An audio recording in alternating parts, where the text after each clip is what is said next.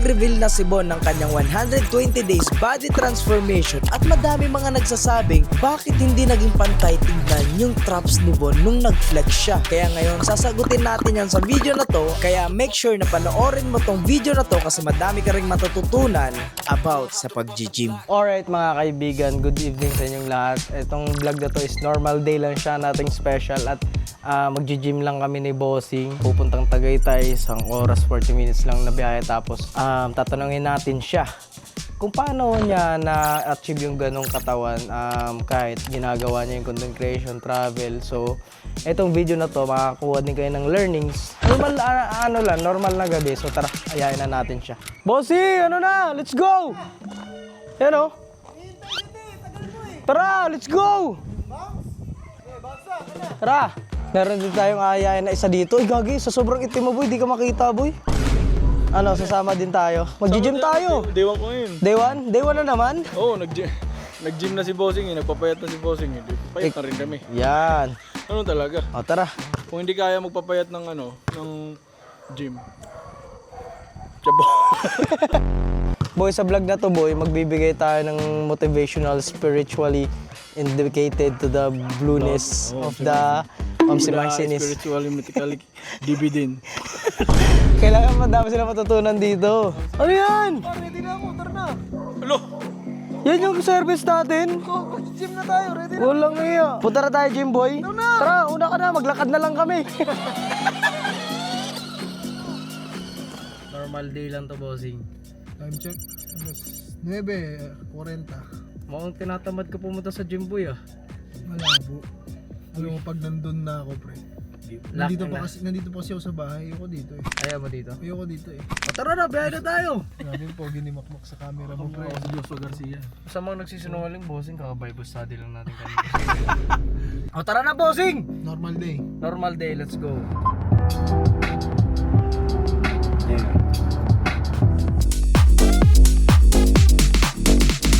Boy! Andito na tayo, boy! Tayo, tinulugan ako ng dalawa. Ayan na, boy, oh. Sa harap na natin, oh. Tinatawag na tayo ng gym. Odds. May unan mo yan. Gym ba? Gym. Pogi, G, ano? Ang sarap kasi ng hangin sa Tagaytay. Alam mo yung pakiramdam na yung ang lamig ng hangin sa Tagaytay. Suwabe ng hangin. Kapapagit ka. Tulog na lang tayo. Sobrang lamig. Ang sarap yung may katabi kang unan. Uy, grabe, tulog na lang tayo, boy. Ano tayo? Uwi na tayo, tara. Uy!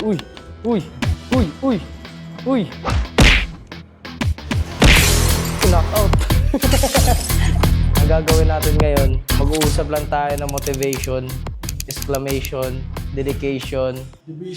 Bakit kailangan nating magpauloy yung taon? Yan, tama. Alam mo kasi, yung mga tao, laging mahilig yan magkaroon ng malupit na motivation sa January 1 eh. Tama. New Year, New New Me. Year, New Me. Pero napuputol kapag second week na ng taon at January.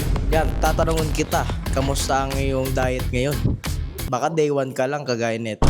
Ikaw, ulul. Alam mo, kung magsisimula ka, siguro mo yan.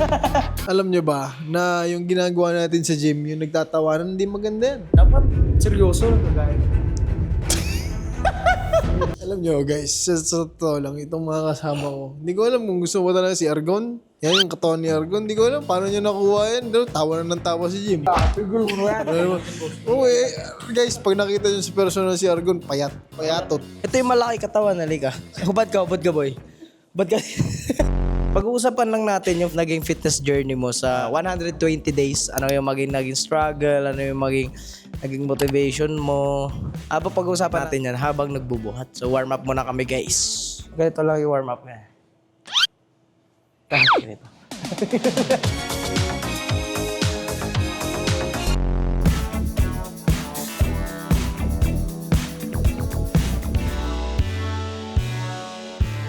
Isa pa. Isa may pull-ups mo.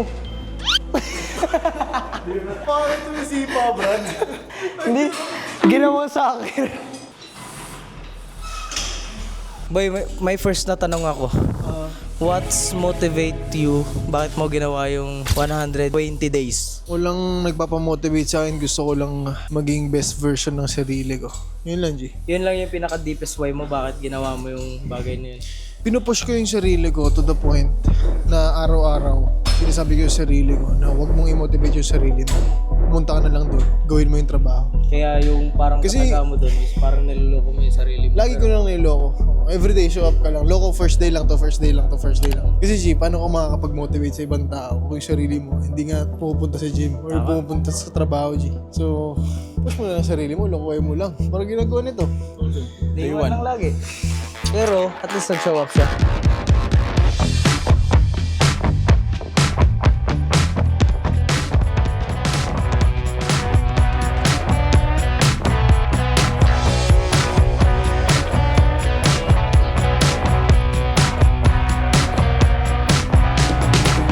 Kanina, sobrang grabe yung banat namin sa pagkain. Sobrang daming seafoods, crabs, unlimited seafoods. Kaya ngayon, kailangan natin i-push yung sarili, i-burn. Kinain natin lahat. Sarap ng seafoods, boy. Thank you sa libre, boy, ah. Bomba. Grabe yung bomba sa pagkain. Grabe talaga. Kilala ko, sino ka? Ang pangalan mo? Argon. Anong kinain mo kanina? Seafoods. Anong ulam? Shrimp. Shrimp? Crab. Longganisa. Ano ba yung kinain ko yung masarap? Mais. Mais. Last two. Buchi. Para sa buchi. Para sa tilapia. Tilapia. Okay, last two. All yours, boy. Up. Last one. Hinga. Up. Panis! Let's go! Nagbubuhat din kasi si Makmak dati. Masarap din to dati. Talagang na pag lumaan lang ng panahon. Patawa mo, tak. Sorry. Masarap din to dati. Let's go! Kaya tinalagay sa rep to. Dapat dinidefrost to eh. Pero rin po siya. Sana mag-focus ka kasi. Kaya mo kami mag-motivate sa Oo. motivate mo yung pakasaksakin mo ito. Itong ito hanggang hindi kayami. Shh, huwag ka magpatawa, tira. Aray ko putang ina sakit. Boy, baka ma-injury ako dahil. Tumilat ka. Pa!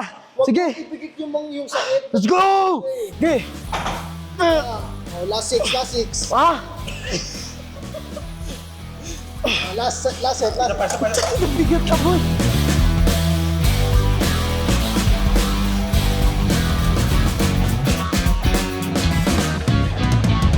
Dahil katapos na tayo mag-shoulder set, ano yung pinaka-struggle mo sa fitness journey mo as a content creator, madaming ginagawa sa buhay, travel?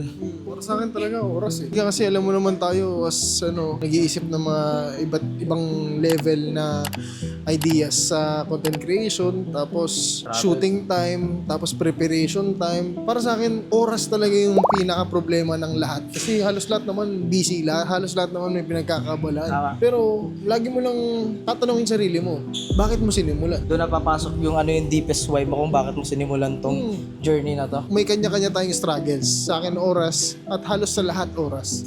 Kasi ang dami mo nang pwedeng gawin with your time. Pero the question is, sa oras mo ba nag-grow ka? Tama? Eh dito yung growth Dito, pag pumunta ka dito sa gym, you are mentally preparing yourself, physically preparing yourself para sa real world. Tama. Kasi sa tunay na mundo, sa pagkalabas nito, andun na yung tunay na laban, pare. Kumbaga, nasa outside comfort zone kasi tayo, kaya pumupunta tayo sa gym to improve ourselves. Hindi lang physical, pati mental health. Totoo. Mentally. Sa pagkain. Sa pagkain, oo, yun. Struggling ako. Kaya nga sabi ko sa'yo, hindi ko nakuha yung pinaka-best shape ko sa 4 na buwan. Kasi somehow, napapatikim ako ng mga desserts kapag nakikita ko si Lalakisha, si Lucas, or yung iba. Sumusundot ako. Alam mo yun, so hindi ko nakuha yung best na performance. Pero yun, looking forward for this year na ituloy-tuloy ko talaga to. Lokohin ko lang ng lokohin yung sarili mo. Tapos, ang sarap kasi talaga makita yung sarili mo nag-i-improve. That's why we encourage everyone. And makikita mo naman yung result. Tingnan mo naman si Argo, no? Ito lang siya noon. Ngayon, putok na yung muscle ngayon. Putok, hindi lang muscle. Ano ba? Pati ito may putok. Dating yaki, ngayon yummy na. Yay!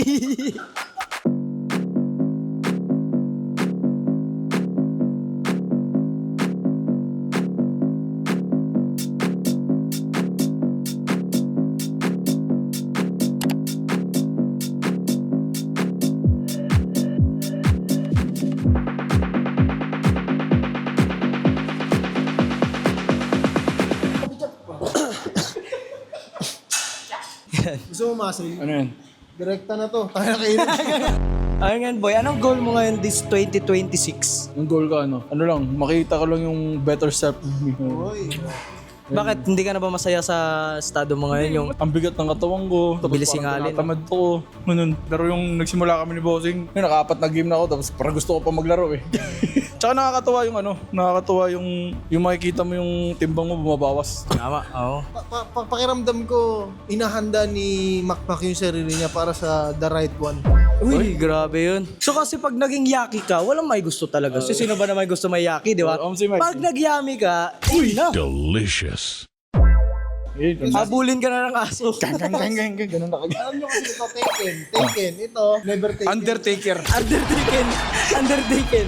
Kasi yun. So guys, kung alam nyo lang, si Makmak, looking for the one yan. Pero sabi nga ng mga marami, you cannot find the one. You need to find yourself first. Ooh, tama. Ito mo lang makikita yan sa gym. Kaya, ang ina, magbuhat ka! Oh, buhat! Magbuhat ka!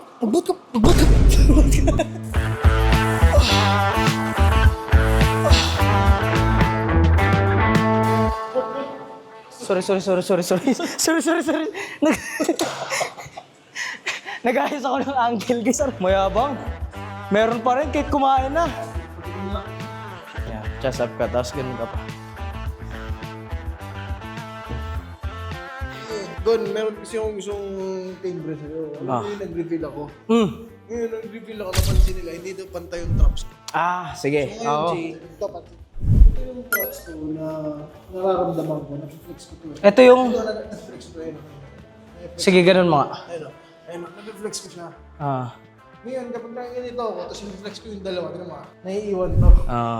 Kasi hindi ko alam paano siya i-flex. Para mas maintindihan nyo na mabuti, merong mga rason kung bakit hindi nagiging mukhang pantay yung upper back or traps ni Bon dahil sa mga rason na to. Una, muscle tightness. Yung kabilang traps niya, possible na tight siya kaya hindi niya ma-roll pa forward or hindi niya ma-flex ng tama. Pangalawa, kung matitignan nyo sa picture, hindi talaga pantay tignan dahil din sa ilaw at hindi talaga niya ma-flex ng tama yung kabilang traps niya dahil nga tight. Pangatlo, kailangan pa talaga mas ma-develop pa ni Von yung mismong back niya kasi minsan pag nag-gym kami, nagsasabay kami, minsan lang talaga siya nagbaback, mostly front and shoulder talaga yung wino-workout niya. At sinasabi ko naman sa kanya yon, mas better na mas ma-develop pa yung mismong back niya lalo na sa upper back para mas malabas niya pa yung traps niya pag fine-flex niya. Pero ang pinaka main point talaga niyan is hindi niya lang talaga ma-flex ng tama yung kabilang traps niya. May mga tao kasi na kagaya ko guys, na, tignan nyo, pag ako nakaganyan lagi,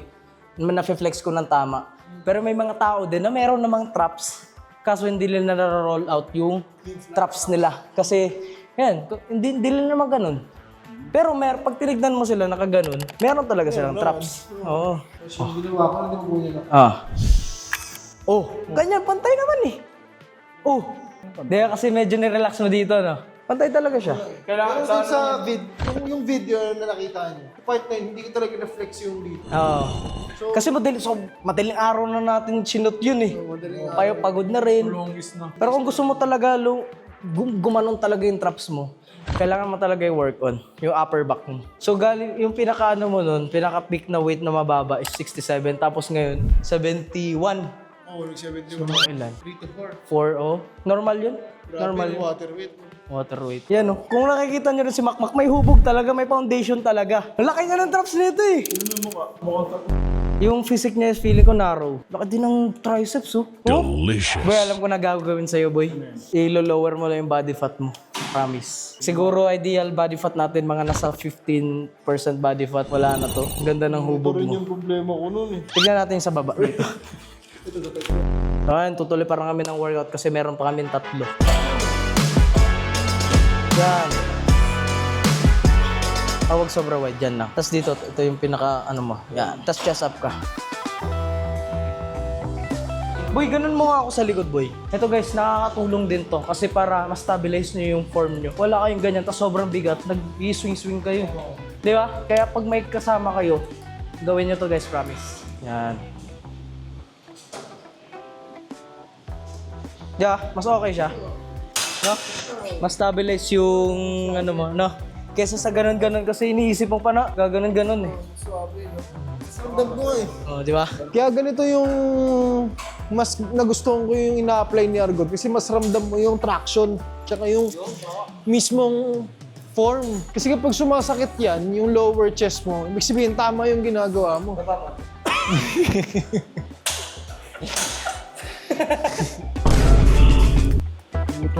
Bang! Bang! Bang! Bang! Ramdam mo dito? Ramdam boy! Ramdam mo? Boy ngayon boy, next workout natin, dips. Padamihan tayo ng dips ngayon. Ano to? Oo, AMRAP kasi yan, as many reps as possible. Let's go! Ano G? G. Hindi ko alam yun. Ano yan? Ngayon guys, may gusto kong sinusubukan ngayon eh. Yung dragon, ano ba yun? Yung dragonfly na pang abs, parang calisthenics. Ngayon susubukan ko siya.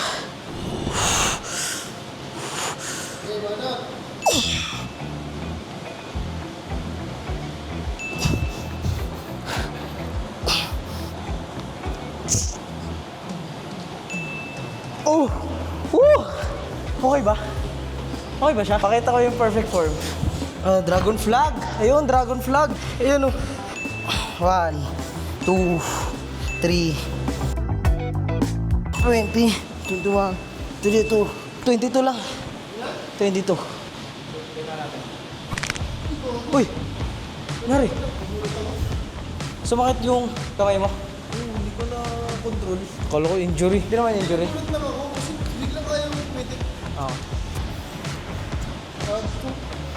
Ingat ah. Nangyari? Stand ko ah. Hindi kaya. Pagod yung... Pagod? Off-beat siguro kasi natin puro mabibigat na binuhat eh. Okay, pahinga muna. Okay. Saan? Let's go! Yan, kahit ganyan lang muna. Pagod na. Pagod na lang. So, ang next namin mga kaibigan is side lateral na cable. Ankle scuff. Kaya gusto kong gawin yan mga kaibigan is yung side lateral ankle scuff. Kasi sobrang stable niya talaga eh. Compared dun sa free weights, which is yung dalawa. Maganda naman, pero mas gusto ko talaga to kasi stable.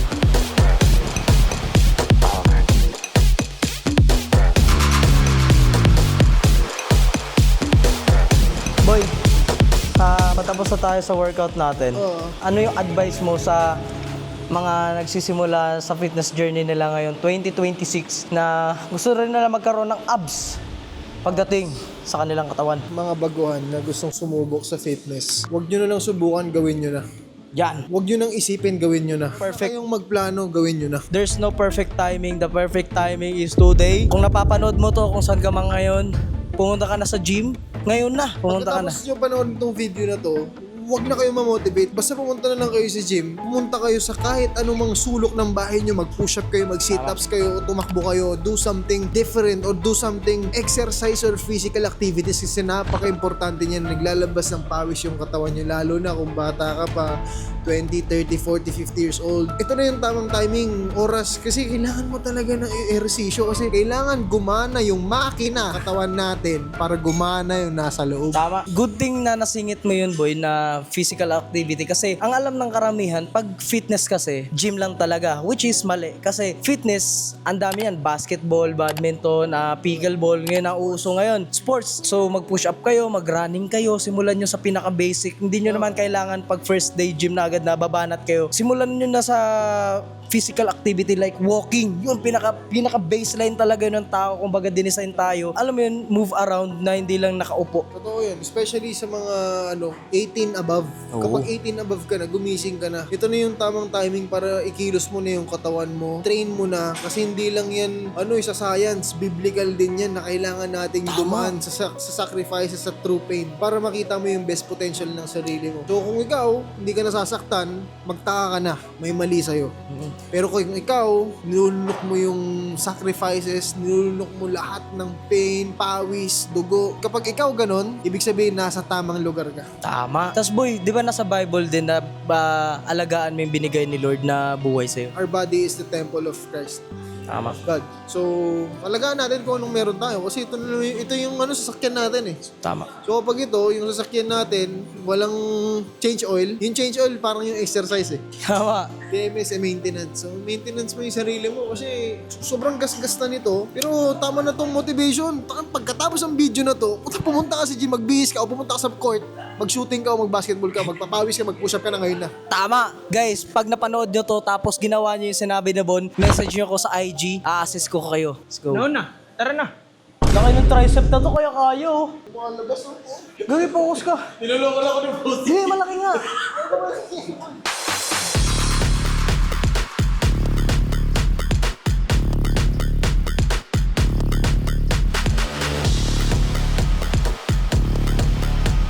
$20 no? 30 yan. 30. Let's go, 30. Yabang yan eh. Let's go. Okay, last 10. 20 kayo. 20. Tama na. 20, ikaw muna. Let's go.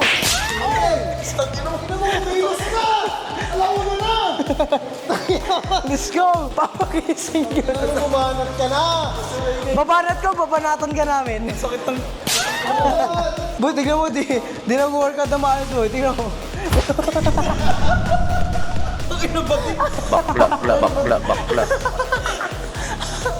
Kung kailan lumakit yung panood. Bilisan mo! Yun o, yan. Let's go. Okay, tapos na. Finish.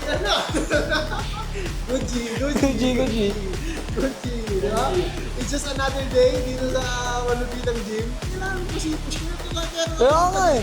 Pag pumunta ka kasi dito, G, ibig sabihin, ready ka nang i-push yung limitasyon mo. Tama. Ikaw kasi, masyado ko, pagod na ako. Hindi, Brad. Bossing, Kasi kanyan, boy. Tangina mo, gumising ka. ito hawak ko na. Ito pa naman hawak ko. Pag ito pinalo ko sa'yo. Gumising ka. Tutulog-tulog ka eh. Sorry po. Pinawakan ko yung Buboy ang liit. Purit lang. Ulit nga. Alam mo boy ah, Purit. Baka late na, Mac. punggok. Habang kasi nag-rep yan, hindi niya gawanan po.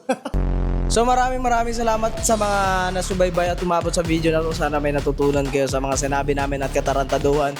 Ano ba yun ang masasabi mo? Kasi yan, huwag niyong laging isipin na mahirap yung ginagawa natin. Kailangan pa rin, nag-enjoy ka pa rin along the process. Oo, Seryoso, pero importante, masaya ka. Tama, pinaka-importante yung nag-enjoy ka sa ginagawa mo para mag-long last ka. At naranasan ko rin humawak ng titi na sobrang liit. Peace out!